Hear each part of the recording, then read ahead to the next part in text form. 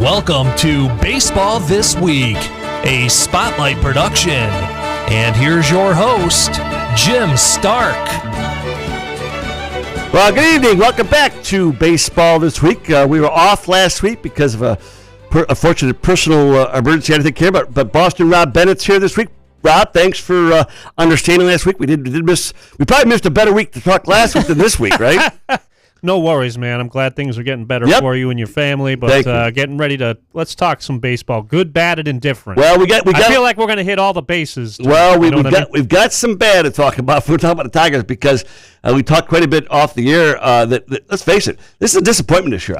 They lost today to they got swept in Minnesota. Yeah, it was cold. Yeah, the weather wasn't great, but you still don't want to get swept by one of your division opponents. They lost 3-1. The record stands at 4-9 right now in the Central Division, and the Twins are 7-6, so they're already 3 games behind them. Which you just don't like to start this way. Again, so much was expected, Rob, based on the success last year. Yeah, they had that September swoon, but they did well in the playoffs, and we were ready for and the management of the Tigers came out and said, we're contending this year. We're going for it this year. We're going to go and this to have this kind of start, to have Tarik Skubal have a bad game and Framber Valdez has a bad game. It's disappointing.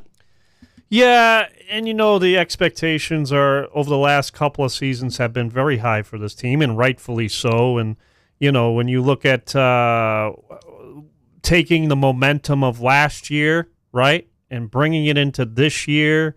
And having an off season where you could argue could do more, but definitely brought in some people.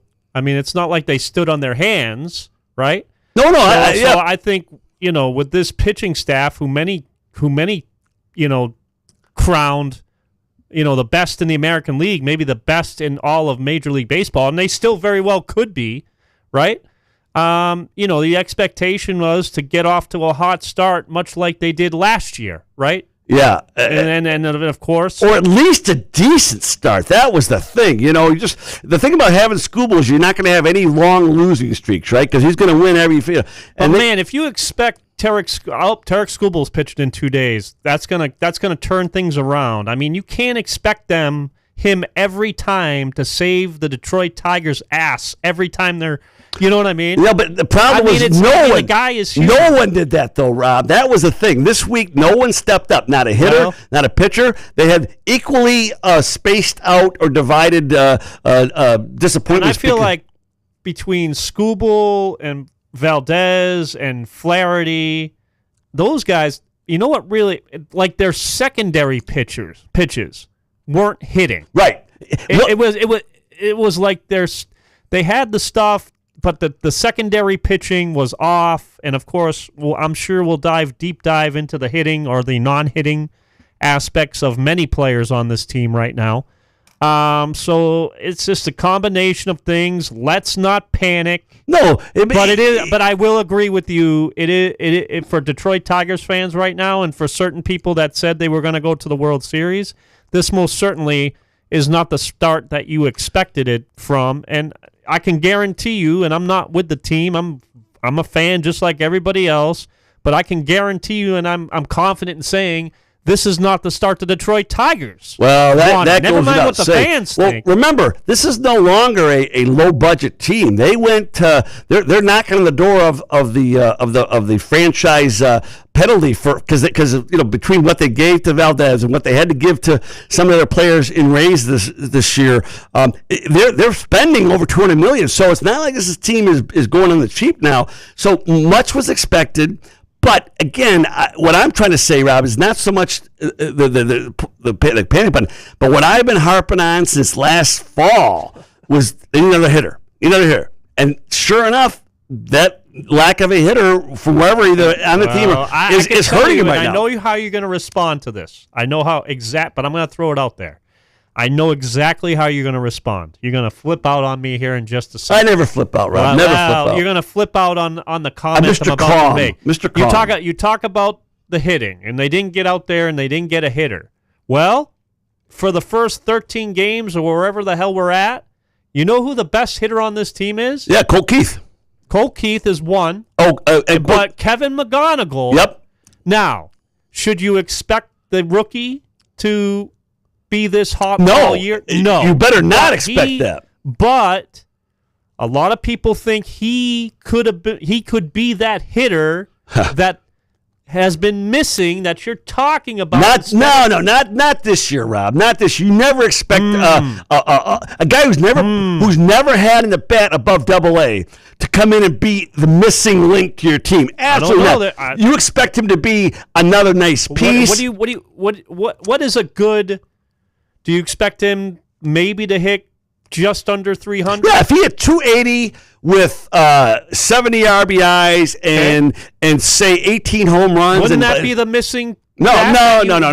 What kind of bat are you looking for? I'm looking for a guy that's going to hit 30 to 35 home runs. Where are you going to get that? They're out there, Rob. I don't have my numbers here now, but they're out there. You got to sign him. You got to trade for him. I'm not saying it's easy, but that's what I'm talking about, though, Rob. A difference maker. I think they are banking on, pun intended.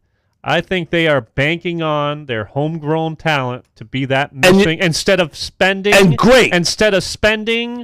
a god-awful amount on a 35 or 36 or 34-year-old that could hit. No, in Comerica that could hit. I'm not talking about 30 home runs. I'm not talking about the top end of a guy, but at least someone who's just below maybe all, but is consistent. But here's the thing, Rob. Fine. You want to depend on your homegrown talent? Great. What's your plan B? Because if it doesn't work, and right now it's not working. Well, right now, let's say I'm going to ask you the same question about your big free agent signing. What if he doesn't pan out at Comerica Park? What's your plan B? I better have.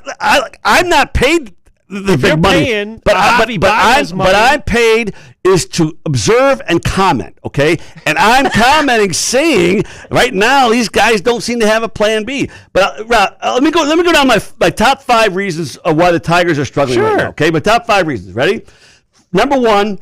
It's the poor defense they've been playing. Now this is in no particular order. Okay, these are just top 5. The poor defense. I think they haven't made really those big throws to throw those guys out. Javi Baez has been a disaster at short. I think he has 4 errors at shortstop. McGonigal's played steady, but we knew that Gleyber Torres was limited on range at second, and he's shown that. They still haven't solved the third base. They still haven't solved second base. They still haven't solved shortstop long term, right? So that's my first one. All right. Second one, the lack of production from the big 3, and that's your 3 homegrown, my 3 homegrown, like you said. That's Riley Green, and it's Kerry Carpenter and Spencer Torkelson. Right now, their average batting average between of the 3, 191.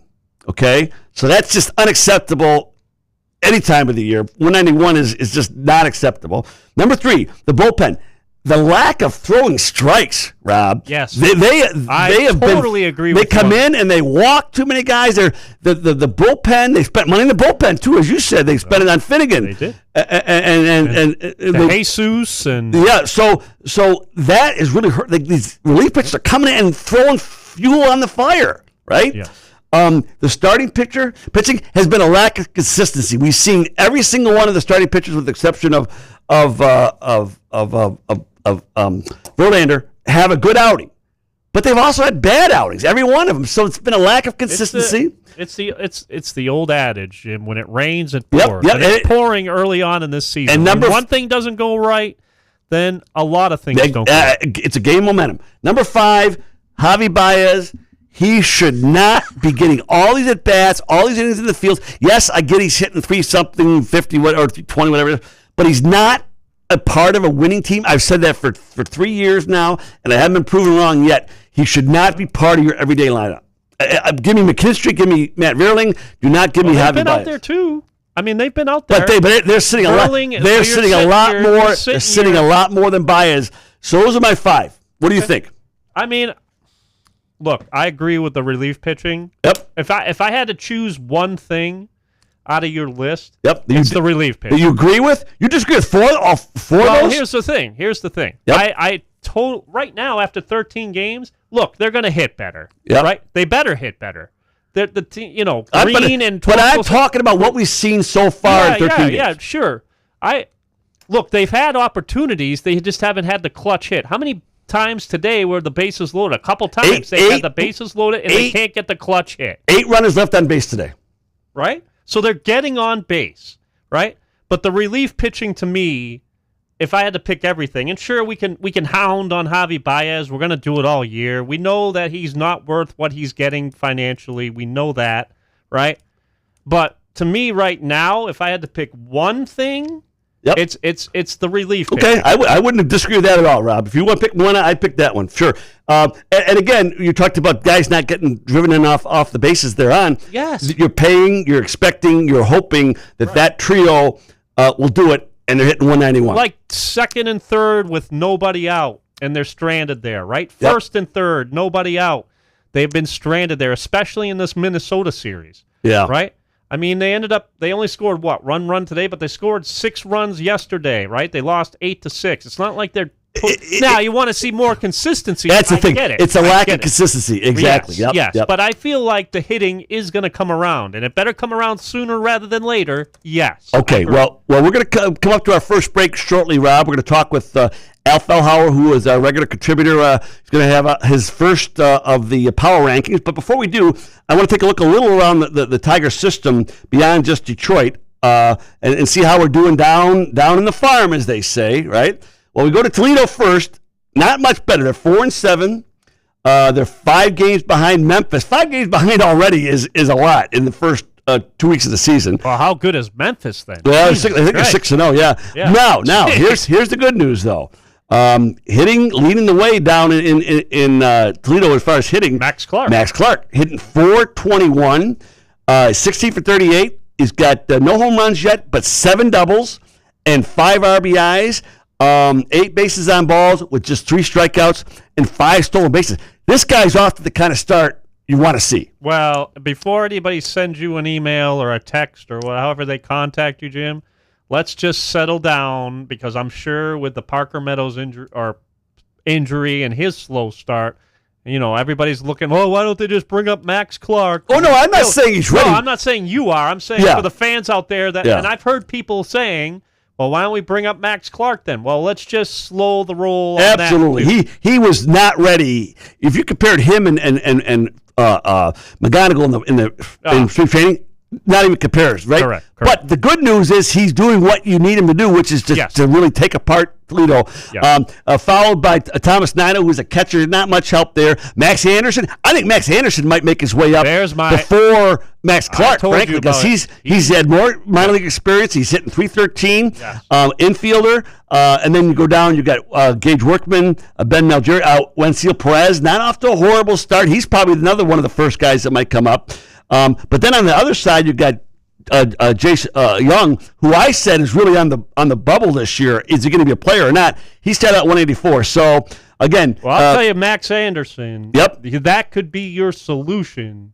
Second base. That could be your solution. I agree. At second base. I agree. And that could be, or shortstop, because he could play either of those. Well, he could play third if he wanted. As far as I'm concerned, put McGonigal at short and let him have the spot till he proves he can't play it. Yeah. So if you got McGonigal at short, and then you got, Max Anderson at second. I mean, obviously, we're looking into the future here a little bit, but watch out for Max Anderson. I'm very glad you brought him up, because he's one of the guys that I'm very excited for. He's delivering now. His OPS is not great. It's only 688, but it's early. But again, he's been an overachiever every step of the way. So then we look down one more step to Erie. In the western part of Pennsylvania, 2-4. Again, not great start. They're 4 games behind Harrisburg, who are also 6-0 in their league. So that's, again, and the thing is, both those teams did very well last year, Rob, as the Tigers did, and they're both off to slow starts. Only we find a team that's doing better than 500. We have to look to Grand Rapids for the West Michigan Whitecaps, and they have started out 3-2 at least, so there's some momentum there. But again, it's early. But it is nice to see in Toledo there's a couple bats that are off to a hot start, and at least one of them Max Anderson could be a guy that might get called up quickly if there's an injury or if there's somebody that they just need to make a change on. On the good news on the Tigers level is that, of course, they have got a couple guys that are hitting fairly decent to start the season, which we were hoping for, and that's Colt Keith, Kevin McGonigal, and Dylan Dingler. We're off decent starts, not great, but decent, and that's a plus, right? Because Colt Keith is locked up. Remember, they signed him for that 9-year contract a couple of years ago. He's one of those guys we talked about, the young guy who can really develop and needs to take the next step this year. Yep, and he has so far. All right, so I think we've looked at the system right now. There's no great shakes anywhere to talk about as far as one of the Tigers teams, but it's early, as Rob said. Let's take our first break. We'll come back. We'll have Al Fellhauer, and we'll hear the power rankings, and I've got to believe the Tigers will not do very well in those. Oh, even with the Red Sox, don't worry about it. And then we'll come back later on. We'll take a look at the week ahead for all the teams that we just talked about. Before we do, though, Rob, will you please share some information how any of it can get involved with baseball this week if they'd like to via social media? Yeah, if you haven't heard, we're on YouTube Live right now. Yay! Yeah, how about it? That's right. So I wrote my Tigers championship. It's 2013, I think. Look at you. All right. So I'm dating myself a little bit. I was going to say, those were back when, Verlander was you around for the first time. Verlander, Scherzer, what was it? That Scherzer. You had Pfister. Remember Pfister? Yeah, Doug Pfister. And of course in the lineup they had a guy, some pretty good hitters. Miguel Cabrera and Prince Fielder. Yeah, Victor Martinez. It was a good time. Yeah, good times. But yeah, you can most certainly see us live on YouTube right now. Just go to Baseball This Week. Tell your friends, tell your family, tell your people you don't really like. We'll welcome everybody here. Go to YouTube, Baseball This Week. Hit that subscribe button. It's free. Give us a thumbs up and continue to watch us. This is relatively new. And if you don't like all the cameras off of Jim Stark's bald head, Rob. That bus is hurting me. Then we are all still on all your podcast platforms. So if you just want to listen to us, which I don't blame you on that part, most certainly go to all your podcast platforms, iTunes, iHeartRadio, Spotify, wherever you listen to your podcasts. We are there, Baseball This Week. And, of course, we're on Twitter as well, Baseball This Week. Make sure to join us. We're there at that, and let us know what you think of the show. And send us a question if you'd like. We'll answer any. Absolutely. We'll answer any and all questions involving baseball. We may lie, but we'll answer it. I'm wearing a hat from now on, Rob. You insulted me. All right, take a break here. You're listening to Baseball This Week here on the Spotlight Media Network. So, it's been a while since you've had your jewelry cleaned and inspected, right? Where will you go and who will you trust with your most valuable and treasured heirlooms? At Meadowar Jewelers' 4 locations in Lansing, Okemos, Jackson, and Portage, jewelry isn't just our job, it's our passion. Each and every piece entrusted in our care is thoroughly inspected by our trained staff against damage or normal wear. And we offer you, our customer, the highest level of quality on repairs and custom designs. Whether it's worn out prongs, channels, or shanks, it's all handled with incredible care. Meadowar Jewelers in Lansing, Okemos, Jackson, and Portage want to help you preserve your memories and offer you options on creating new ones. Come in today for the cleaning and inspection of your jewelry. We continue to work hard every day to earn your confidence and trust.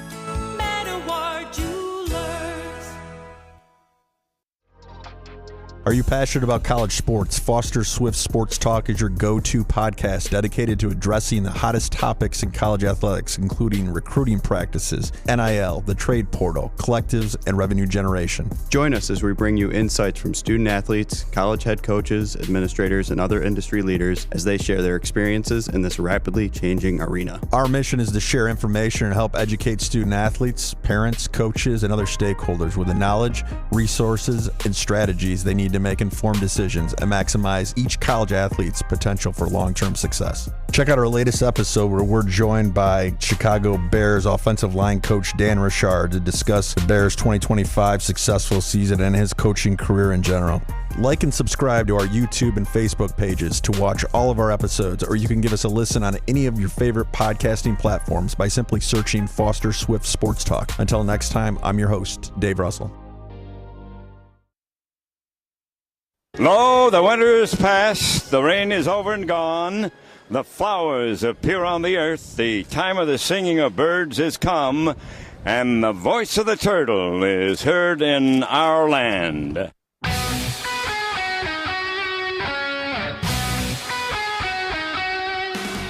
Welcome back to Baseball This Week right here on the Spotlight Media Network. I'm Jim Stark along with Boston Rob Bennett. And, Rob, I want to mention before we go to Al, we're going to talk more than just the Tigers. We're going to talk some baseball locally here in the Lansing area. We're going to talk about Michigan State along the way, right? We got the big high school tournament coming up. Yep. Diamond Classic, the Diamond always Classic. a big thing around we'll these talk parts, about for sure. We'll talk about that, and we'll talk about some of the other minor league teams around the state. So we're going to talk about more baseball than just the Tigers. But right now, obviously, with opening day just last week, it's kind of the one in the front of our eyes right now. But we want to talk about Michigan State and what's going on there. And again, high school is always fun to look at because there's so many good young baseball players in the area. Yes. And that's where the stars we're going to talk about in 10 years are coming from right now. That's right. And of course, with the new strikeout baseball that John Smoltz helped was a major factor in, and I know you've gone and saw that with Jack today Ebling. might be a good day for that. As a matter of fact. It's most certainly. So we'll have some representation for strikeout baseball. We're working on a couple interviews there as well. So great stuff they're doing with strikeout baseball to continue to have kids be able to play baseball and enjoy the game. And if you haven't been out there, most certainly check it out for sure. It's most certainly a very, I know Jack Ebling's had it on his show. You've talked about it as well. Yeah. And it's just a really cool thing they're doing. And, of course, John Smoltz, everybody knows him from around here from way back in the day. And, of course, doing great, a Hall of Fame pitcher. And a pitcher that not only a starting pitcher but made the transition to a very good closer. Yeah. And that's not easy to do. Nope. Him and Eckersley are the two that would fit that mold. Both Hall of Famers. Yeah, of course, now doing great things on broadcasting as you see games. And he's bald. Would you say his bald head is shining too? Would you say it to him? Yeah. Hey, I didn't say it was a bad thing, Jim. I didn't say it was a bad thing. Bald is in. There's a lot of. All right. I'm getting there myself as I get older, whether I want to or not. Well, and also we're going to have some interesting guests coming up in the next coming weeks. We've got some guests lined up. We haven't quite got them scheduled yet, but Rob and I are a long season. Yeah, we're going to have some interesting other voices we want to share with you about baseball, both locally and nationally. So all that coming up on Baseball This Week in the weeks to come. So please stay with us, and we'd love to hear your comments. So before we go any further, let's talk to Al Fellhauer and get his first. Is he on yet? Not yet. We're giving him some time. What was he having dinner? No, he's watching his grandson up at bats. That's what he said? Give me a few minutes. We're going to give him a few minutes. You just talked about the youth being involved in baseball. He put us on hold? No, I'm going to call him back. I can't believe his grandson. Come on, Jim.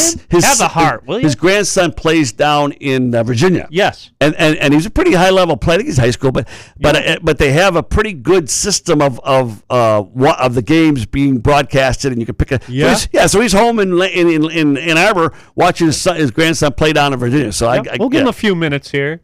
Stay tuned. You're nicer than I am, Rob. You're nicer than I am. So. All right, Rob. Let's talk. We'll use this time. I'll give you your Boston minute here, Rob. I don't want a minute. Sure. I mean, the Red Sox actually are. You've been bitching and complaining about the Tigers. Well, the Red Sox haven't been off to the greatest starts either. No. What is their problem? It's the hitting. You know what I mean? I think it's just the hitting. I mean, I think the pitching's going to be fine. It's just early in the season. I feel like early in the season, Jim. I won't get your thoughts on this. As we'll canvas this, right? Yeah. There's always some certain, there's exceptions to the rule, but I feel like pitching is always ahead of the hitting in the beginning of the season, especially still with the cold weather and thing. I'm not saying, you know what I mean? I will agree with you, Rob, and I'll add to that and say even more so now than it used to because there's so many power arms. right? Yeah. These guys are coming out throwing 98, 99. There's guys sort of, in the early part of the year, and it's cold, and and that probably is even more prevalent now than it used to be. Because used to every third or fourth day you might get they used to call them soft tossers, right? Yeah. They come out throwing 80 miles an hour, but these guys, no one has an 80 mile an hour guy anymore. They're all throwing the 90s. So you're right. I think, and we'll have to ask someone that actually knows what they're talking about this to verify it. But I think you're right. It even makes that gap wider. And we've always heard pitchers are ahead of hitters, always in the early part of the season. So I think that's part of it now. But the power pitches, the power arms, the cold weather. Obviously, we saw some real, and they started in the end of March, for crying out loud, which is ridiculous. Yeah, so ridiculous. Even more so, the cold weather this year was an effect. Yeah, I agree. It makes a difference, and as we've always heard, when the weather warms up, so warm up the bats, right? Yeah, and I fully expect that to happen with the Tigers. I mean, yeah, and I do too. I fully expect that to happen to a lot of teams. Listen. I'll repeat myself for the umpteenth time. I'm just frustrated because they didn't do more. Now that's all I'm saying. You're right. When you look at teams coming into the season, you'd figure San Diego would be pretty good, right? Right. In a tough division with the Dodgers, yep. Right? You figure the Diamondbacks. I said they could be a sneaky good team, right? But you figure the Tigers, could possibly handle them, right? Yep. But when you look at the division they're in, and with Minnesota, you don't expect a 4-game sweep from Minnesota against the Tigers. Right. Right. I agree. mean, at any time during the season, right? Yep. But that's the first sweep of the Detroit Tigers for the Minnesota Twins in like 2 seasons. Yep. And again, right? This Central Division. We had the Tigers up at the top, and then we said any one of 3 could be the next one. I'm still sticking with Kansas City. I think Kansas City is going to be. Well, you're not going to have long to wait, Rob, because coming to town next week. We'll talk about this in the last segment. We'll talk about is one the next series after this one upcoming going to be the Royals. So we'll get right back to division play, and we'll see if you're correct about that. Well, let's not displace the Miami Marlins or whatever the heck they're. No, we'll talk about them in a minute. We'll talk about them in a minute. They're off. They're one of the. Well, hang on to your comments. We're going to hold off because that's our last segment. Okay. However, before we get to that, let's take a break. We'll wait. Al Howard's going to join us. So why don't we take our? About to call it. No, we'll take our next break right now, Rob. We are. And we'll come back. And if he's not ready, we'll talk about the next week of Tiger baseball, Major League Baseball, and if we'll keep waiting for him, and then we'll whenever he gets here, we'll fill him in. How's that? Live radio. All right, here we are. Listen, you're listening, of course, to Baseball This Week here on the Spotlight Media Network. Are you passionate about college sports? Foster Swift Sports Talk is your go-to podcast dedicated to addressing the hottest topics in college athletics, including recruiting practices, NIL, the trade portal, collectives, and revenue generation. Join us as we bring you insights from student athletes, college head coaches, administrators, and other industry leaders as they share their experiences in this rapidly changing arena. Our mission is to share information and help educate student athletes, parents, coaches, and other stakeholders with the knowledge, resources, and strategies they need to make informed decisions and maximize each college athlete's potential for long-term success. Check out our latest episode where we're joined by Chicago Bears offensive line coach Dan Richard to discuss the Bears' 2025 successful season and his coaching career in general. Like and subscribe to our YouTube and Facebook pages to watch all of our episodes, or you can give us a listen on any of your favorite podcasting platforms by simply searching Foster Swift Sports Talk. Until next time, I'm your host, Dave Russell. So, it's been a while since you've had your jewelry cleaned and inspected, right? Where will you go and who will you trust with your most valuable and treasured heirlooms? At Meadowar Jewelers' 4 locations in Lansing, Okemos, Jackson, and Portage, jewelry isn't just our job, it's our passion. Each and every piece entrusted in our care is thoroughly inspected by our trained staff against damage or normal wear. And we offer you, our customer, the highest level of quality on repairs and custom designs. Whether it's worn out prongs, channels, or shanks, it's all handled with incredible care. Meadowar Jewelers in Lansing, Okemos, Jackson, and Portage want to help you preserve your memories and offer you options on creating new ones. Come in today for the cleaning and inspection of your jewelry. We continue to work hard every day to earn your confidence and trust.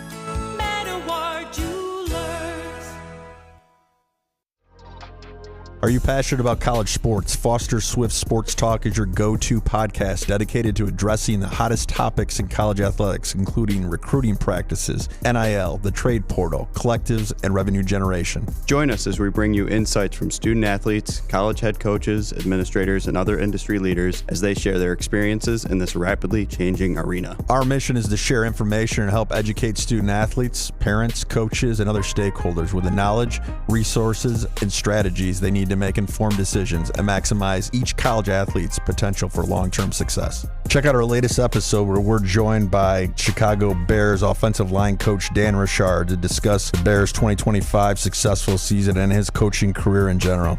Like and subscribe to our YouTube and Facebook pages to watch all of our episodes, or you can give us a listen on any of your favorite podcasting platforms by simply searching Foster Swift Sports Talk. Until next time, I'm your host, Dave Russell.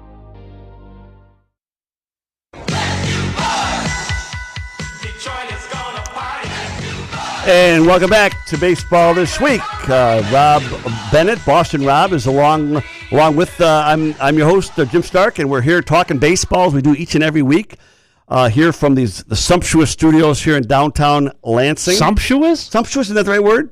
Sumptuous? I've ever heard it called very nice things. I don't know if sumptuous. I'm gonna have to that's maybe I the used first the wrong time. word. I mean, that's like baseball after dark. Yeah, sumptuous. Maybe that's food. I can't remember. But anyways, we have our we're gonna go to Al Fellar, but I also have a couple of early season trends we'll talk about, Rob, before we're done. I find these interesting. So, but let's go back to our phone line, and we'll bring on Al Fellar with his first 2026 power rankings here in the Major League season. And Al, did you finish your dinner, Al? No, actually, I'm watching Will pitch, actually. Well, no one knows who Will is, Rob, or Al. Well, no one knows who Will Rob is. knows. Okay, Rob knows great. How about giving us your power rankings this week, your first of the year? Well, I think one of the big surprises so far this year, of course, has been the Colorado Rockies. They're playing ball like we've not seen them play before. But the Miami Marlins are also hot, and I've just been very disappointed this week. The Tigers certainly did, and I'm sure you've talked about it already tonight. That 4-game series in Minnesota is certainly a forgettable series. Well, and those aren't the only teams that are struggling, Al. Teams that we thought, Seattle is struggling, Boston is struggling. So the Tigers aren't the only ones. Boston actually is the 30th ranked team on my ratings. Wow, Boston Rob won't be happy about that. It's early. It's early. Well, I'll tell you what. If it was a tie, I'd make them last anyways. So why don't you run down? Why don't you starting at 30, Al? We know who 30 is now. The boss. Well, why don't you go ahead and keep? I know this is hard for you to do, Mr. Stark, but please keep talking while I try to pull this up while I'm watching him pitch. I love when our guests are ready when we go to them. Well, I was ready, and then I lost it, and then I. All right. I think this is a season of surprises. I think as much as anything, Rob, we talked about that earlier in the show. That teams we didn't think would be doing as well early are, and some of the teams we expected to do well aren't. And maybe that's every year, I guess.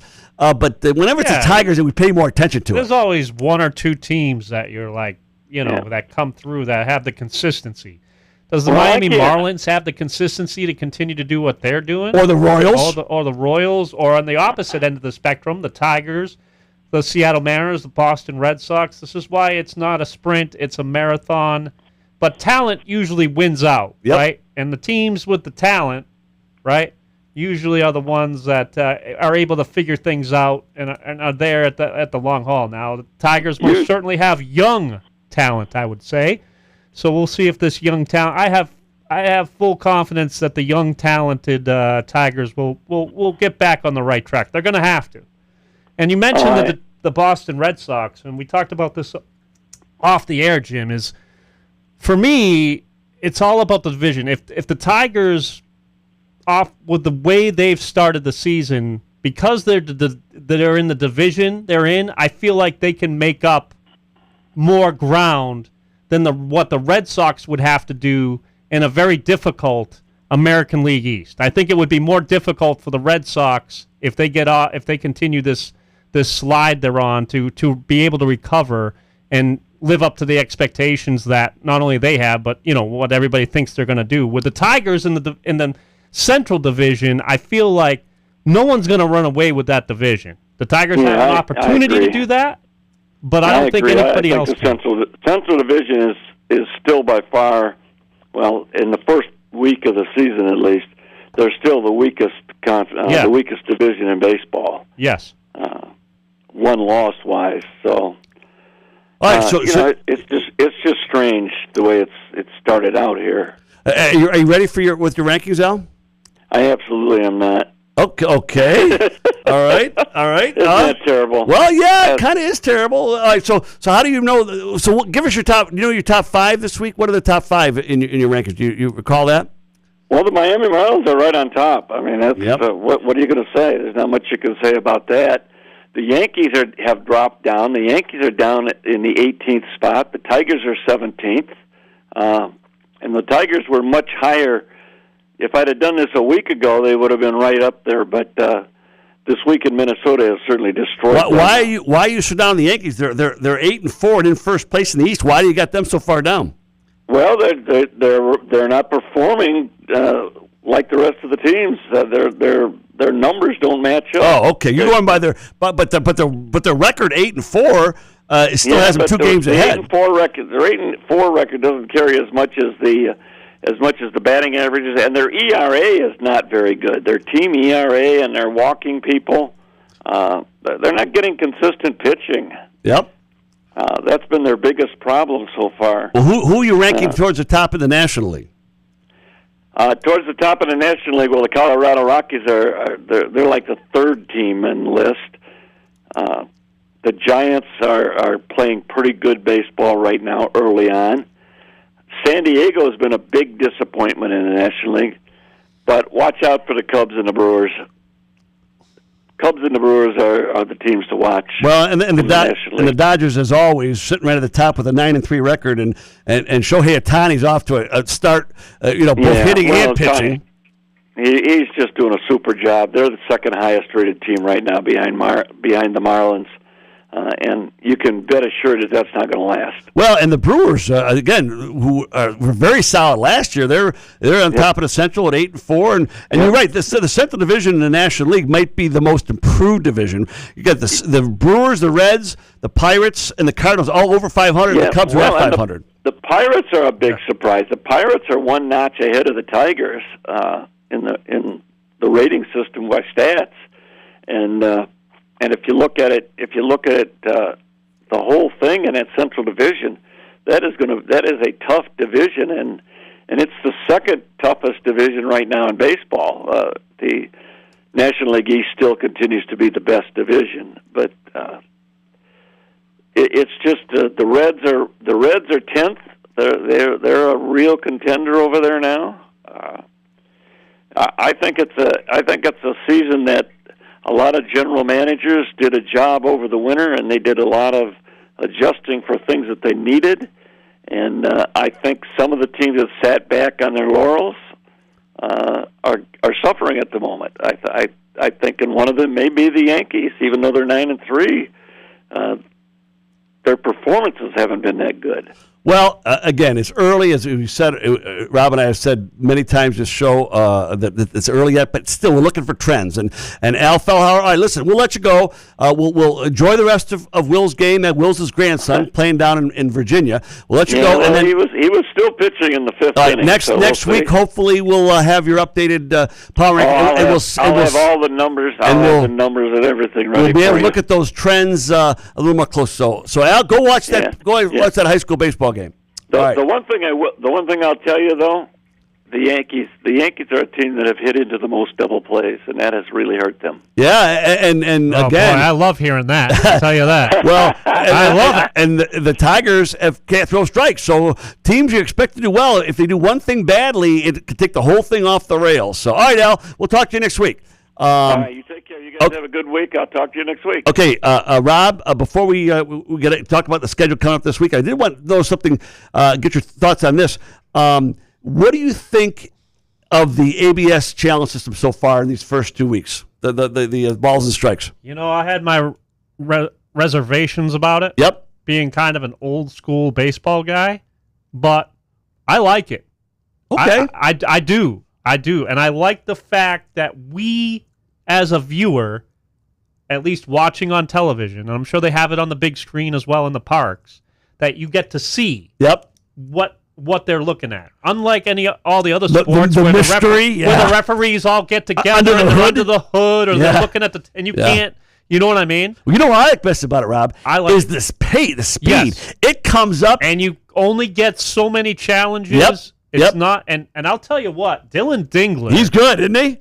Boy. Yep. I mean, he's 7 for 8, I think, is what I heard. Yeah, he is quite good on doing that. But I like the pace of it. It's kind of like those tennis reviews. Yep. Right? The virtual reality type of thing.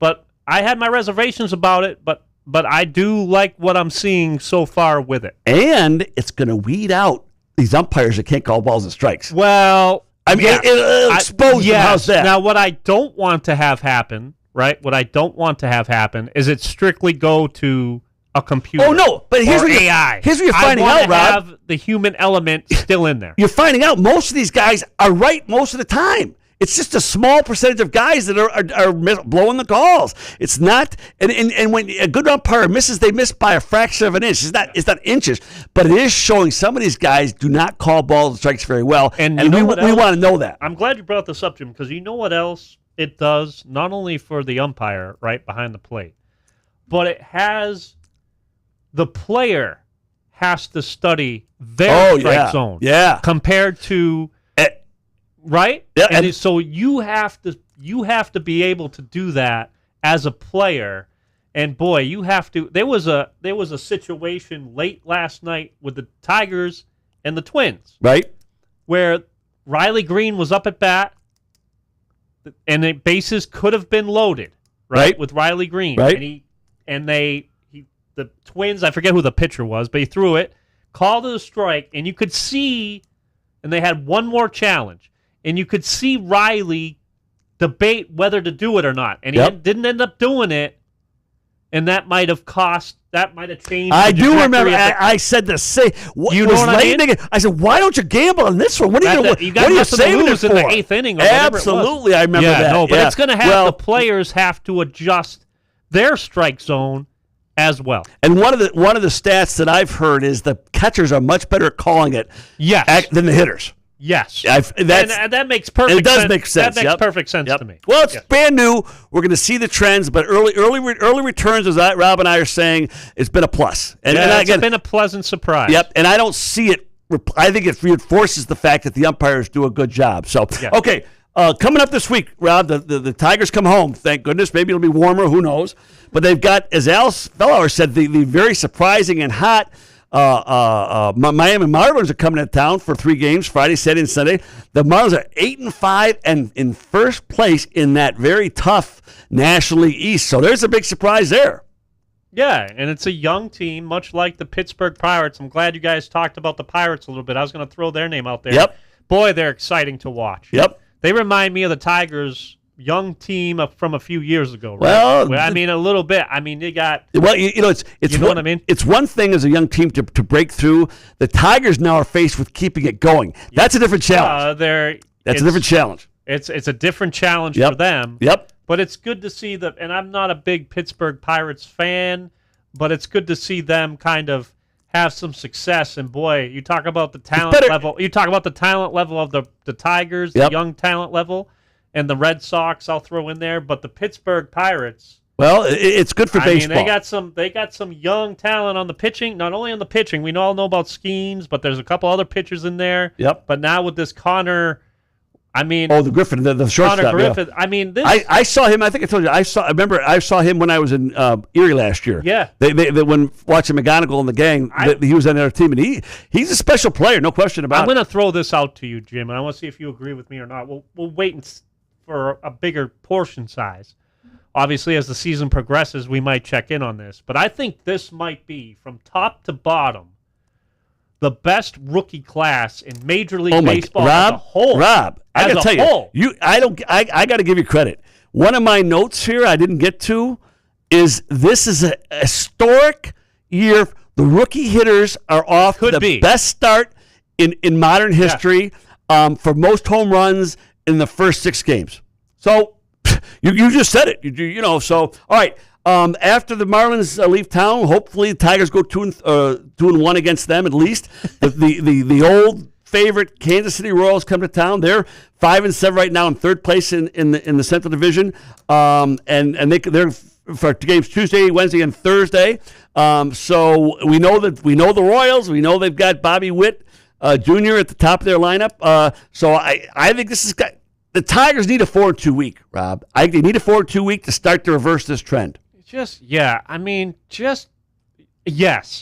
Would I like a 4-2, 5-1 a week? Absolutely, for Tigers fans. But just at least go 500. Yeah, at least go 3-3. But you gotta go, and at least you talked about the issues they're having, right? Hitting and pitching and fielding. Let's see some clutch hitting. Yes, and let's see this relief pitching staff kind of settle down a little bit.